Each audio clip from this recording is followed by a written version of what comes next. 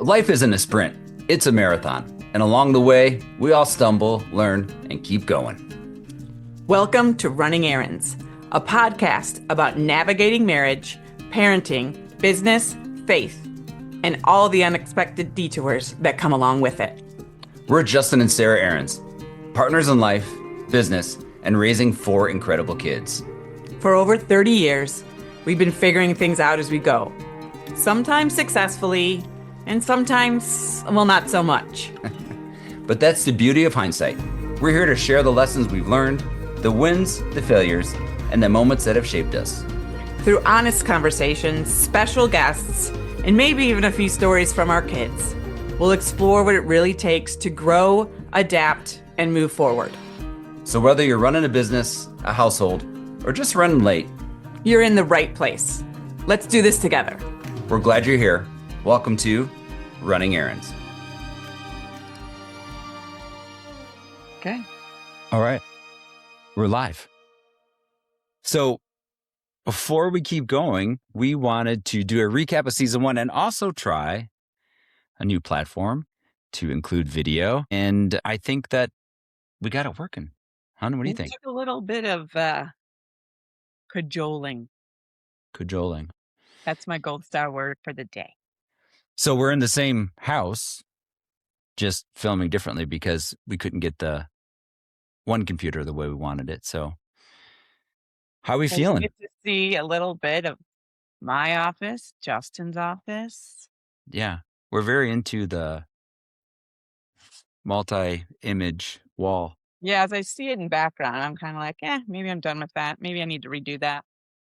All right. Well, per usual. Yeah, let's talk about season 1. Yeah. It was most surprisingly, that no one pulled the plug on us. And I think for me, one thing that became really clear as the season has unfolded is what this show isn't about. You know, you and I first started thinking it would be a lot of people would listen because we ran a business together and we talk about leadership. But even when work or leadership comes up, it's really always secondary to something, I don't know, much more human, you know? I think we probably thought the business was more of a story than real life was. And our real life, as we talk about it more and more, it's quite a story sometimes. Our kids are entertaining. Our friends are entertaining. Yeah, well, we talked about family. We talked about identity. We talked about change, belonging. What else? Learning how to stay connected when life shifts. Yeah. And, talk to our friends who have dealt with lows in their life that we can't even relate to, and how they have to show up in the world, and how they started their life one way and it changed completely different for the better, but it wasn't an easy path. So I think the reality is what it shows you is the human story is just far more connecting than talking about business, because we can weave business into our conversations because it's part of us, but it certainly isn't the forefront. And I think we're both learning that more and more. By the way, is it uncool to wear your own gear on your own show? No, we're totally pimping our stuff right now. I love it. Yeah. So if you would like some Running Errands gear, we've got t-shirts, high quality cotton, very comfy, a nice fit, not too boxy. And we got a nice trucker hat. And we have some visors too. It'd be really cheesy if I ran and got a visor. There So I wear that while I golf, but I can't wear that now. A little self-promo. I'll tell you, one of the things I feel I'm most proud of is that you and I were very intentional about reflecting the spectrum of our lives and our friendships. You know, I mean, we often talk about labeling and how it's funny coming from me because I'm a brand strategist. So we often will label and put things in different categories, but our friends are so different. Yeah. And what I realized, one of the things that really jumped out to me this year, which I think we did intentionally, but we never talked about it, is how much our friends that we brought into our home affected and influenced and taught our kids. Yeah. Which I knew, but I thought it was more osmotic, but our kids really took a lot away from that. And also how to have conversations with Yeah, because I adults. mean, our friends are. I mean, we don't all see the world the same, right? No. Some are white, some are black, some are brown, people of color, whatever term you want to use. Some whatever, gay, straight, believer, not believer, Muslim, Mhm. atheist, married, divorced, rebuilding, starting over, all of the above. But I think what's extremely valuable, and I think the kids took away from that, is that we were connected, we were friends, we were humans, we love them. And I'm also seeing that reflected in our kids' own relationships because their friendship groups reflect the same diversity. Yeah. That was nothing, again, that we were like having boxes checked, like, whoop, this, but I'm glad. I think it falls under my life goal of not having asshole kids. We were just talking about that the other day, by the way. Just to be clear with everyone, we're not always succeeding in not having asshole kids. Can we say that on this show? You just did, so we Yeah. Well, can. and let's be clear, you and I can both be assholes too. Well, you can. Right. Right. Me especially. Yeah. No, we got in a little bit of a spat the other day because of some interaction with one of our children that I did not appreciate, and I didn't feel Justin backed me up appropriately. So we went to bed not speaking. Yes. That's one of our rules, does not do that. But man, Oh, I that was rule is dumb. If I'm pissed at you, I'm just gonna go to bed, and I know we'll be fine in the morning or, shortly thereafter, but I'm not gonna, like, be, like, so worked up that I can't go to sleep. Sorry. I actually forgot we fought, and the text the next day is like, when are we gonna talk? I was like, talk about what? And I was like, oh yeah. We got Oh, in a that's little argument. right. We went to bed not speaking. Yeah. Yeah. We're Wait, in let's the talk same bed. enough about you being upset because you wanted to be right in that situation. Let's talk about. No, no, no. I wanted to be supported in that situation. That's very, That's very true. different. That's true. You did.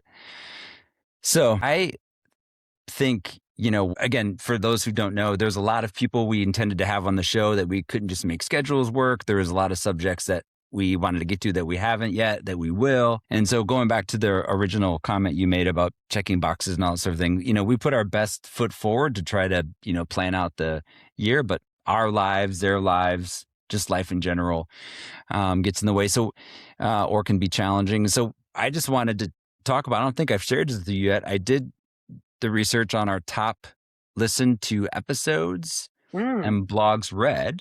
And so I wanted to share those with you to yes, see do what's share. what what some of your thoughts were. So, and this is no particular order. This is top five. I didn't do 1 through 5, whatever. Because we So did 20, correct? Did we do 20 or 21 last season? yes, That you didn't answer the question. yeah, I yeah, said I 20 know. or 21. We were close to 20. You either are or aren't at 20. Well, I wasn't prepared to answer this question. I'll tell you right now. We're 20-ish. Have you ever never been to our website before? We did 21. Yes, I just don't look at the numbers. Okay. So 5 most listened to episodes. In no particular order. No particular order. Crazy Sports Parents, That is not shocking to me. Parenting in the Launch Years, That makes sense. our intro, Meet the Aarons. Someone's Yeah, going to be very excited about that. Baby of the Family, Boss of the Moment, Ava's episode, she will. and our first Enneagram episode Oh, was yeah, that was really that. good. That was that was an eye opener. So, why do you think some of these landed more than others? I think it goes back to what we started the show with, is we were just talking about life and how we were trying to navigate it and we had done well, probably more so what we didn't do well or what we thought we were going to do and how we had to switch gears. And I think that resonates because so many people in our stage of life are in those same spaces of like, I have adult kids now and how do I interact with them? And they're living with us. And, our conversation that we continually have is how much discomfort do we create for our children for them to realize, it's time to really make hard choices and,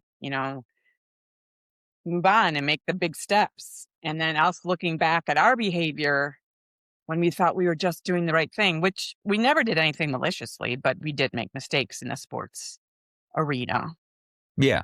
I mean, let's be honest. I did more than you did, and that's okay. I think what I was most surprised about were the moments as a dad that I thought would be maybe scarring or traumatic for them were more scarring and traumatic for me than it was for them. Yeah, kids are pretty resilient. Kids are pretty resilient. Yeah, unless it comes up later in therapy, which it could, It and then could. we'll be ready to talk about it.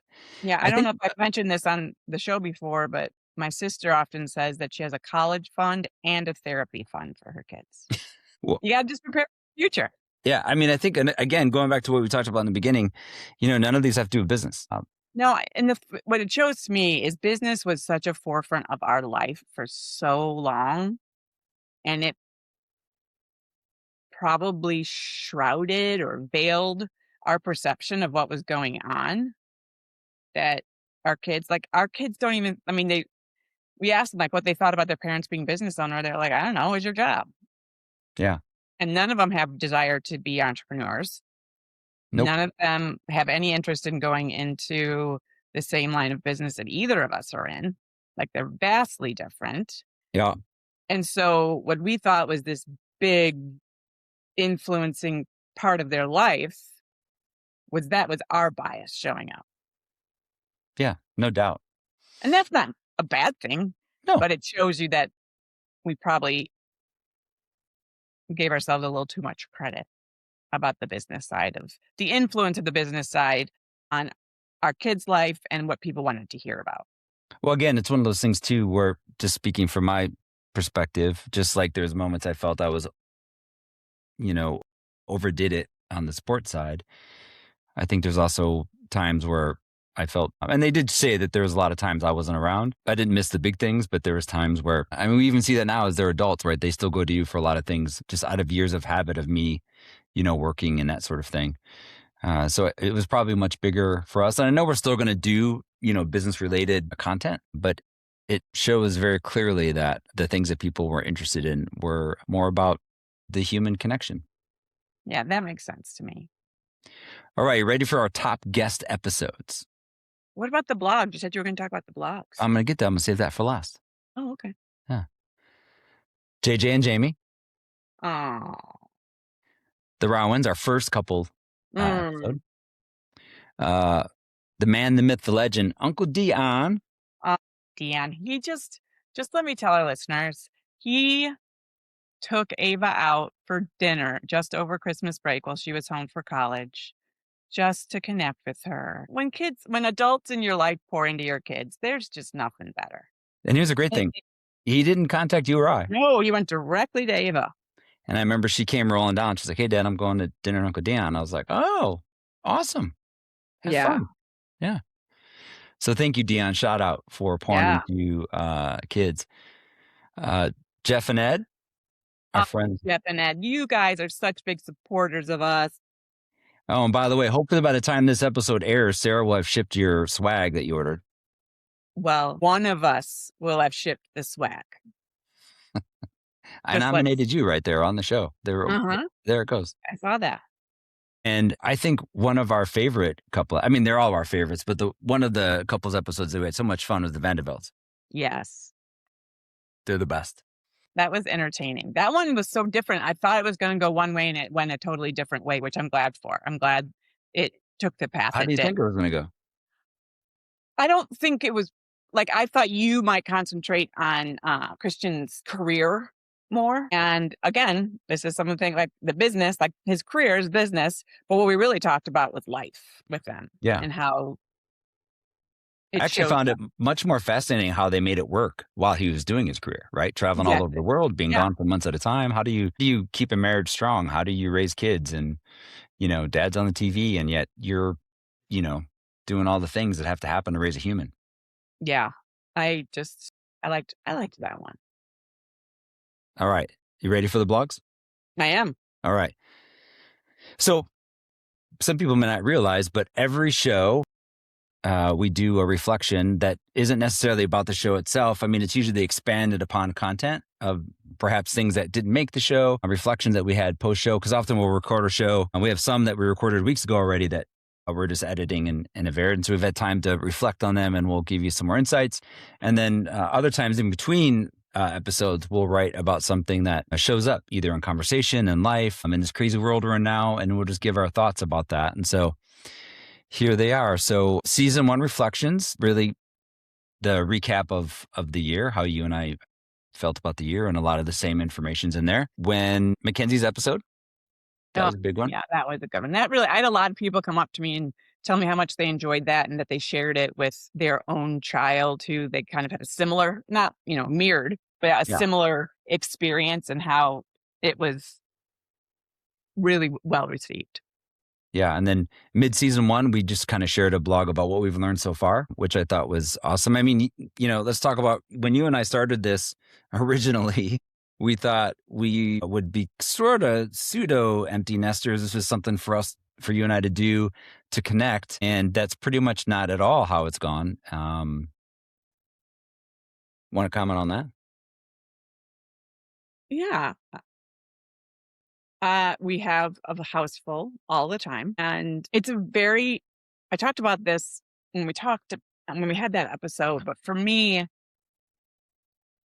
it it has pointed out to me the role I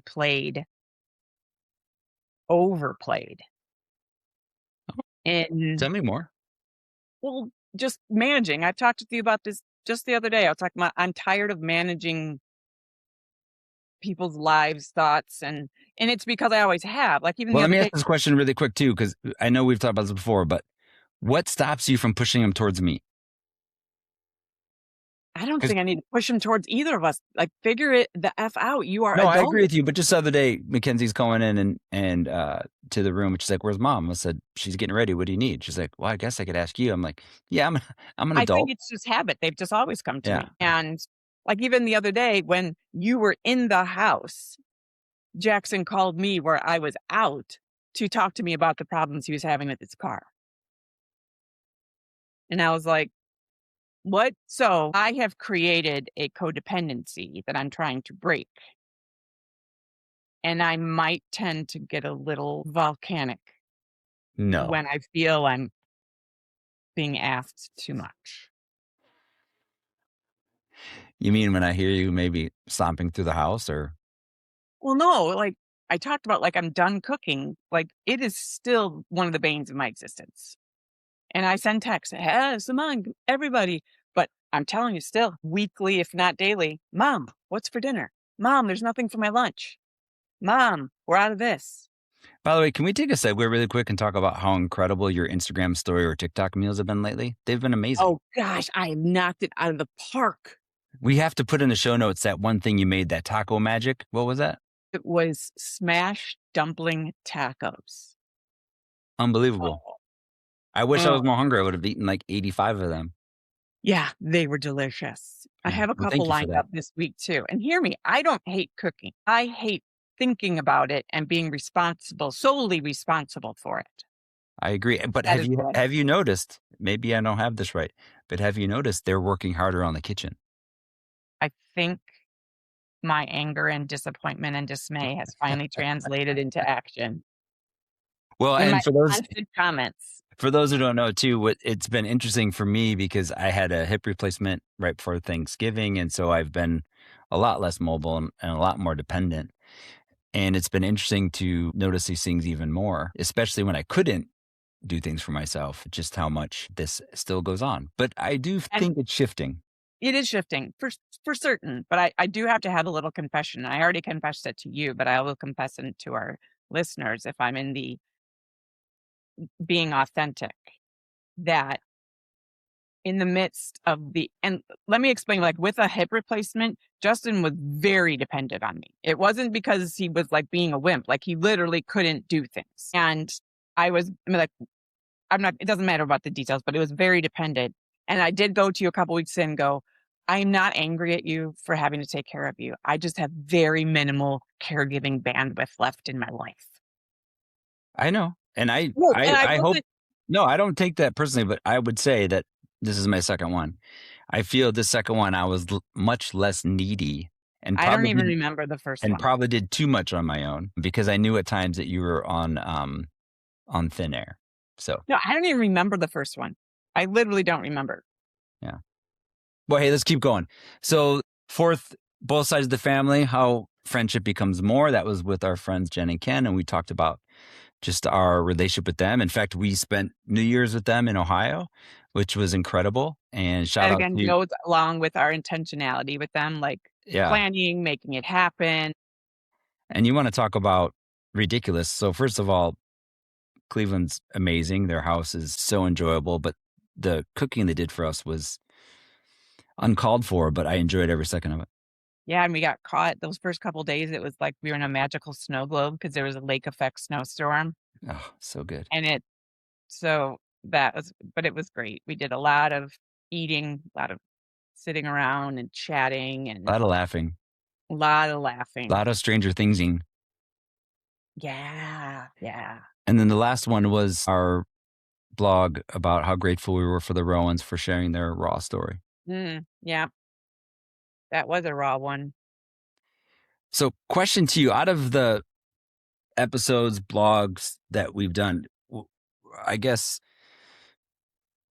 was there any that really like emotionally impacted you, or ones that you walked away and thought, um, I don't know, you had a pleasant or positive or some sort of emotional reflex?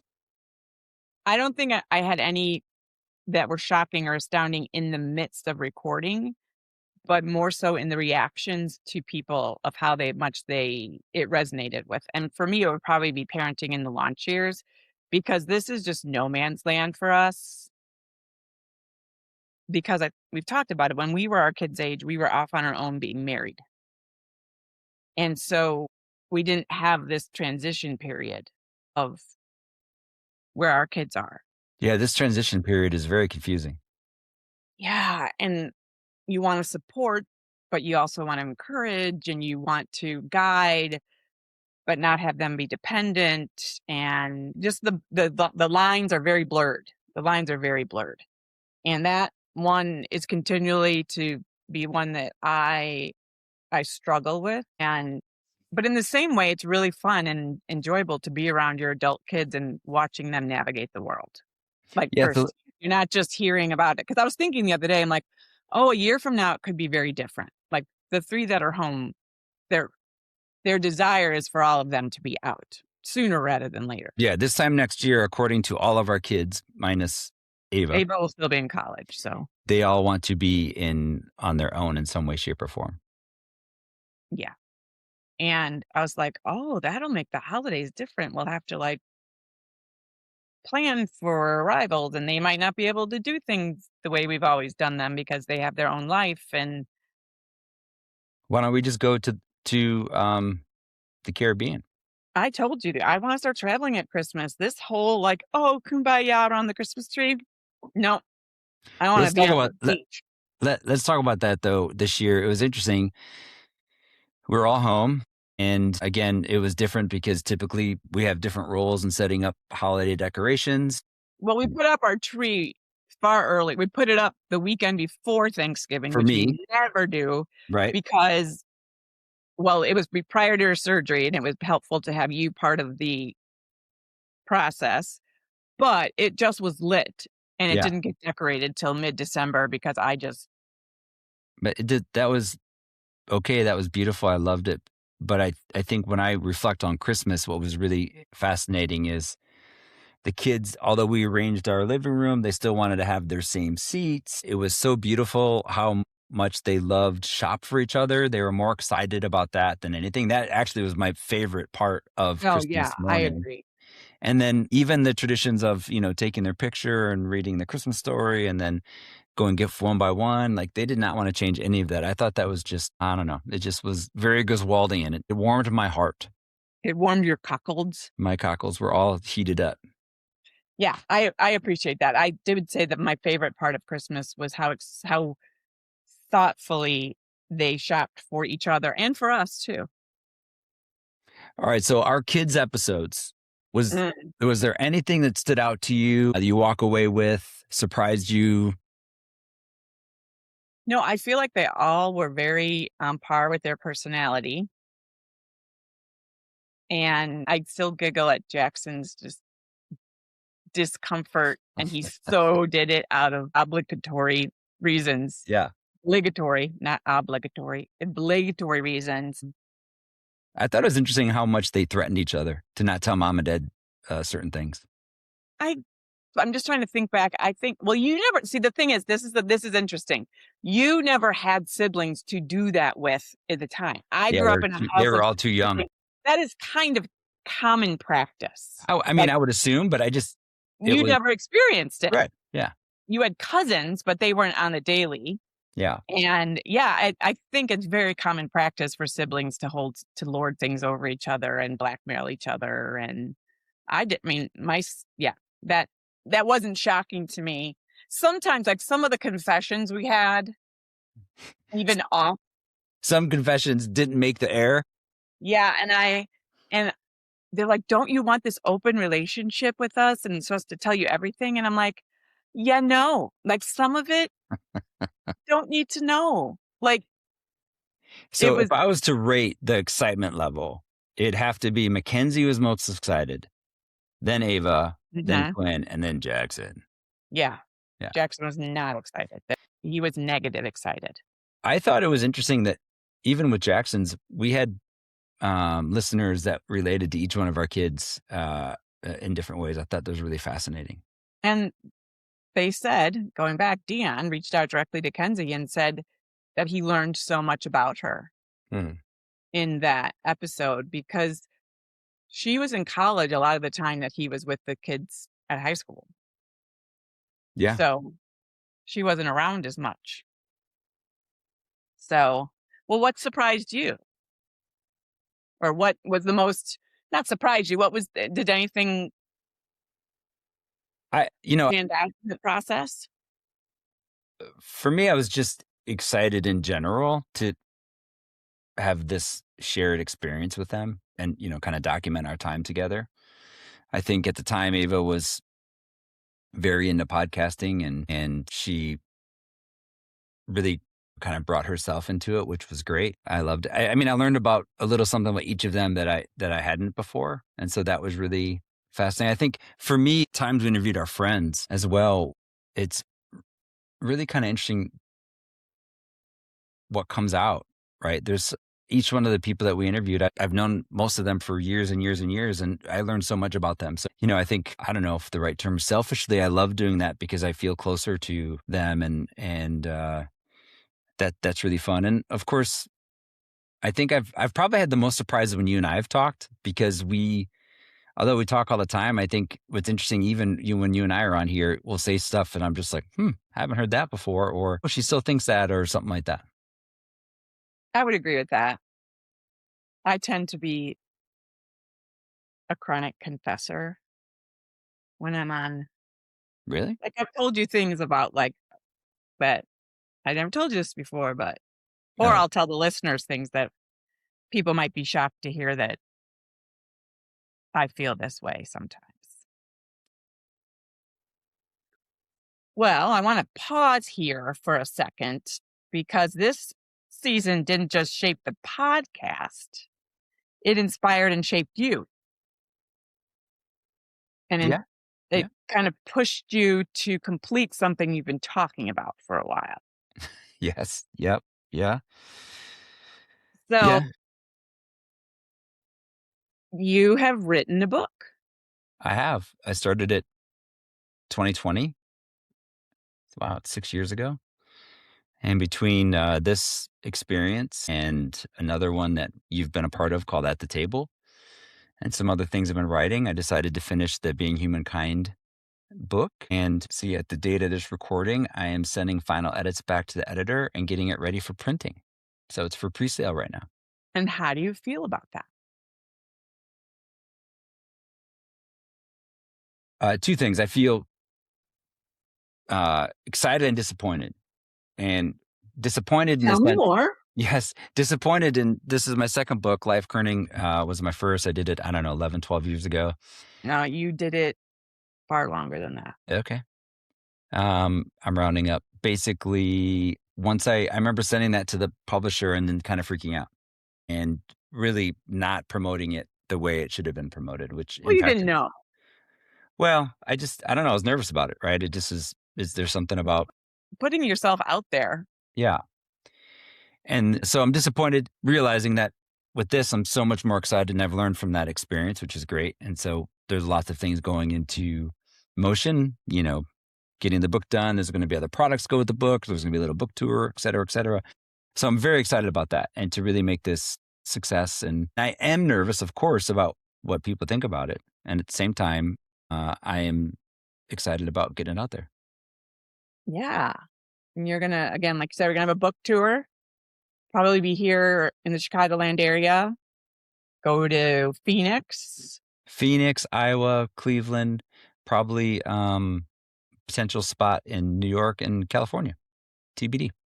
So that will be on the calendar for 2026. Yes. Yeah. And we are venturing into self-publishing on this. Yeah. I had a We've bunch. had a big learning curve on what that entails and means and why we chose it. Yeah, we had a bunch of offers, potential directions to go, and in the end, for those who don't know, to market your book, you have to do all of the work anyways. Unless you're, Right. very well known. When you're a new unknown author, So we wanted to own the IP and keep total control of it and go from there. So we decided to do that, and hopefully this will inspire you to start your book. yeah, I don't know about that, but that's another conversation.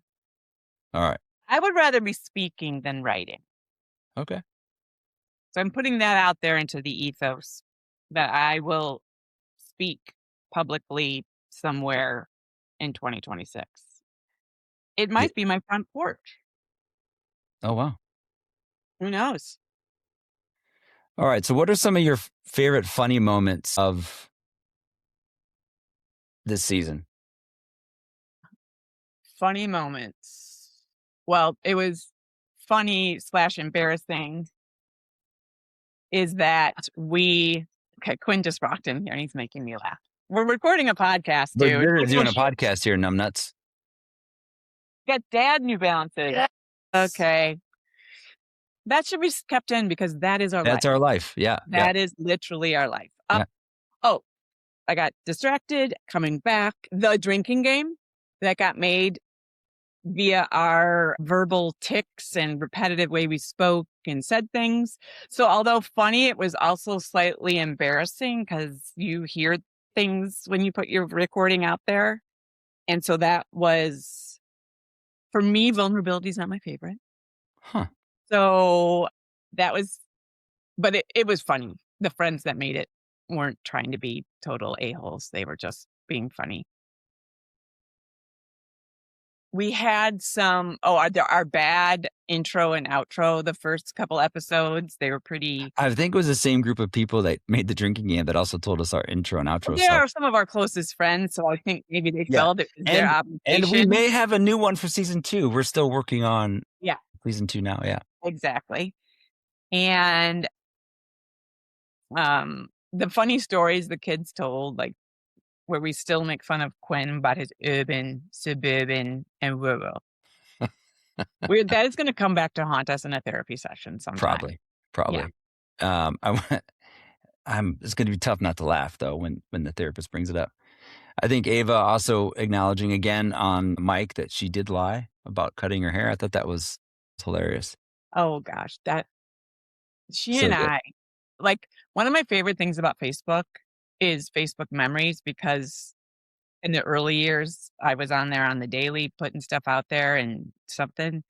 And there's so many posts I have about, because I joined Facebook in 2008. It was when it first started, and that's when I joined. And so Ava was 2 when that happened.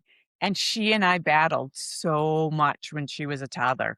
And she just, like the other day, when Facebook memory was talking about how I'm arguing back and forth with a 4-year-old, and I'm determined to win. And it was Ava. Well, it's interesting. You and I've talked several times about just leaving Facebook because sometimes Facebook is, whatever. I stay primarily for the memories. I put things up now because I want to reward future Justin with great memories from stuff because I Well, love it so much. hey, what about the gift I just gave everybody in the family yesterday? Oh, let's talk about that wonderful gift you gave everyone in the family. Yes. So I got a newsletter email from Ryan Holiday, who's a Stoic writer that I really enjoy. And he very much is into books. He owns a bookstore, but he's also a writer. And he was talking about how he has a discipline that he started called one line a day, where at the end of the day, you just write something down that happened for the day. It doesn't have to be monumental or anything. You can just be describing what happened in your day.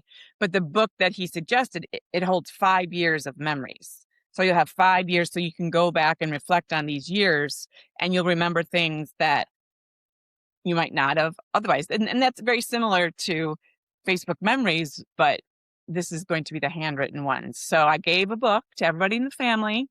Everyone seemed pleased about it. And I have vowed to myself that I'm not going to ask them if they're using it. Well, today, we're several You, weeks of into. course, did totally different. You caught up on the whole year. Well, yeah, several weeks are into the year, and I wanted it to be legit and full. And as you know, but maybe the listeners don't know, I pretty much take a photo every day and do the same thing. And so it was nice to go back and look at my photos and try to remember what was on that day. And now I'll stay caught up. But yeah, I love it. And we will put a link to that book on the website in the show notes. But I'm just trying to create more analog things in my life and in my kids' life. And so this was my gift that I will not ask about. I If love they it. want to talk about it, but I'm not going to nag about Well, I it. think it's interesting is the tension in a good way. Maybe tension's not the right word, but you and I are also interested in new tech and AI and all that sort of thing. But we also want to read more, write more, create more with our hands. So I think it's interesting to have both of those in our life. Yeah, because I want more AI so I can live a more life, not to be more technologically savvy, if that Yeah. makes sense. All right. So 2026. We're Okay. just talking out loud. What are some of the things that you are excited about? You want to commit to? You want to throw out there? What is it? For the show or for myself? Well, I was thinking about the show, but if you want to share Oh, about yourself, no, by all I'll stick means. to the show. That's great. I'm excited. I have already solo interviewed a college friend that has a very interesting life. And then I have another lined up, a former coworker who has operated in her professional life and personal life in a space that um, in the DEI space, which I'm very passionate about. So I'm very excited to have those conversations. Um, and I'm looking forward to the couples we don't even know yet who we're going to interview, or even guests. They Yeah. don't have couples, but the guests that we don't even know, that aren't even on the radar yet, because some topic comes up that we find interesting. And I just think 2025 was such a great year in so many ways. It was a dumpster fire of a year in so many ways. Uh, that I'm just interested what 2026 is going to hold. Another funny Facebook memory that just came up was early January 2020. And like, here comes 2020. I'm so excited. The year that's going to be great. 2020. And then I'm like, holy cow. 2 months later, the world freaking went to shitters. Yeah. But that was another funny one. I What think about you?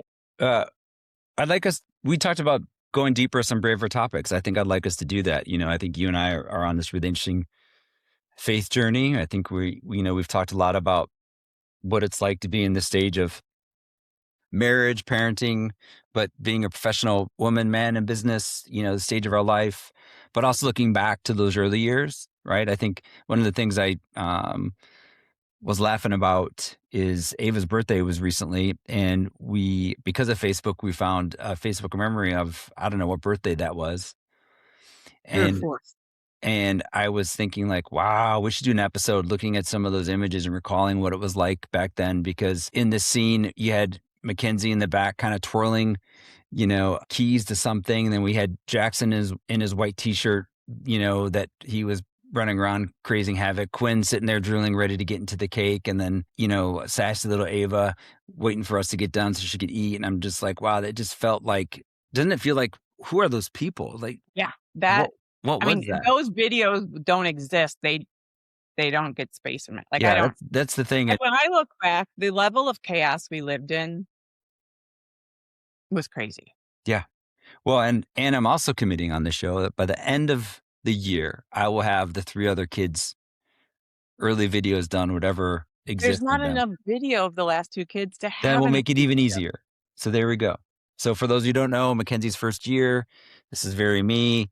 I designed, her birth announcement and then filmed pretty much every second of her life, did a full sort of video that she loves. And I probably have half the footage for Jackson, then half of it for Quinn, and then half of it for Ava. Ava was not a video time. Not be on phone. You might have stuff on your phone, but that Yeah, phone was lost in, Lake Michigan years I ago know. I could still find that phone. before you saved things to Google Photos or whatnot. Yeah. Gosh, I thought I could find that phone. Oh, you really did. So everyone, I got hit by a wave and I had a Well, phone, you were filming. You were I had a filming film in the ocean or in the lake and I had with a the waterproof case on it. And I was walking into the shore. I'd just taken the safety strap off and I turned around because the kids were hitting waves. And just as I turned around, I got hit by a wave and my phone goes flying. And I was convinced I'd find it and I never found it. Damn it. There's a lot of good footage on that too. Yeah. So I think it would be great to talk about, there's everyone's life has mess, right? We have mess in our life. Not that we need to talk about that, but it's not like we don't have pressures, whether it's family or aging parents or whatever happening. We very much are in the sandwich generation. We are very much Yeah. living that life. So I think it would be great to dig into those and probably have some new segments about some of the things we're writing and reading. So I'm excited about that. Yeah. Maybe we'll have some talk about some good trouble we'll get into. Yeah. Yeah. All right. So to end the show, if you were to go back and talk to Sarah when we started this, right? Do you remember either what you're nervous about or what would you tell you then? Because I know you had some anxiety about starting the show. Yes, I did. I didn't It's not like I didn't wanna do it. I was very hesitant, nervous, not confident about having anything to talk about or being able to do it well. It's not You are much more of a front person than I am. I'm starting to want to be more of a front person, but I just don't have the muscle memory like you have. So this was a very big step for me to do something like this. I agree. I'm proud But of you. well, thanks. And I'm just actually really surprised by how much I enjoy it, to be honest. Yes. And it's a space that I didn't see myself in for certain, like I would never would have. But it also has really made me start listening to more podcasts, and there's some subpar, very popular, but they're really subpar in the reality of things. But that's a whole other Yeah, conversation. So I think I'm just more shocked at how enjoyable it is. Those first few episodes, even listening back on like hearing me talk, it's a little cringy for me to hear those first few episodes. yeah. Guess there's somewhere. Yeah, but I don't enjoy hearing my recorded voice regardless. Hmm. So that's still something I have to always get over. And I wonder if being more comfortable is because of how much like I'm on virtual meetings now, because everything in life is virtual. So this is a medium that's getting more comfortable. Well, I mean, for me, when I record any of the shows, I just think about having a good conversation, and it's easy to not be worried about the crowd because it's just so like surreal, right? Like eventually someone's going to hear this episode. Could be 10 people, could be thousands of people, right? Hmm. We're pushing 2,500 downloads, which is exciting. Yeah. Yeah. It's growing Okay, I have a question for you. okay. What would a braver version of this show look like? or sound like, look like. Well, I just think Literally looking to there's topics that you and I think separately and together would love to do. I think it would be interesting to really just dig into those concepts and just be more open with them. I know you and I love the Enneagram, and we didn't want to just talk about it around our own experience. So we brought an expert in, and that was awesome. So yeah, I would like to be a little bit more bold with some of our topics and what we talk about. well, I've got some strong feelings on some topics. Yeah, I My know. kids will tell you, like, let me give you a little peek into my brain, listeners, right now. Like, Oh, just give me a space. The song I am currently obsessed with, this is hilarious. and the algorithm has found me because I'm getting all these reels that are talking about the backstory of how this song was written and like the first performance. Rage Against the Machine, Killing in the Name. Like that bass buildup and the way it brings it down, like I am down with them. And then Bulls on Parade, like, talk to me. So yeah, just to kind of, that's all I'll say. I won't frame it any other way, but those are some songs that are on repeat for me.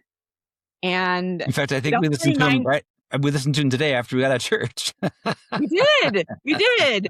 But also funny to go back and like just to kind of bring it back to just talk about in the late 90s, we were living in Phoenix, Arizona, and we had a dear friend who actually is going to be a future guest on the podcast, but he would come into town and visit us. And he was a single guy that was living his best life being a salesman. He would travel and he would come to Phoenix probably 3-4 times a year, if not more. And he would come into town and we knew it was going to be an epic weekend. Like this was no kids, double income. We were dinks. And we were going out and we had this bar in Scottsdale, Martini Ranch. Oh, my poor And liver. they had cover bands and they had this one, was it 80s cover band? Mhm. Was it Rock 80s? Lobster. Rock Lobster. And every set finished with that song. And it was a bunch of 20-something white kids living in Scottsdale, Arizona, which is like the bougiest place ever. So ridiculous. And chanting, Killing in the Name. And the bouncers would be standing up on stools with flashlights telling us to calm down. And we were like, no, you can't tell us what to do. That's so ridiculous. That was true. And now I want to relive those days, but with my 50 plus mind and all the people and all the angst and anger I have at the world and what I want to change. And yeah, so welcome. I get it. Well, before we close, we will want to say thank you so much to our listeners. Yes.